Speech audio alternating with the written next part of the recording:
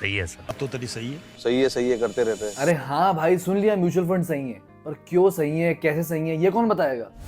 हम करते हैं प्रबंध। सो देखो, म्यूचुअल फंड को समझने से पहले हम स्टॉक्स और म्यूचुअल फंड के डिफरेंस को समझ लेते हैं। देखो, स्टॉक्स में क्या होता है कि आप डायरेक्टली किसी कंपनी के शेयर्स खरीदते हो। अब अगर कंपनी अच्छा परफॉर्म करती है तो आपको प्रॉफिट होता है, कंपनी अच्छा परफॉर्म नहीं करती तो आपको लॉस होता है। सिंपल एग्जांपल के लिए स्टॉक को समझने के लिए आप इमेजिन करो कि आपने एक पिज्जा का स्लाइस खरीदा।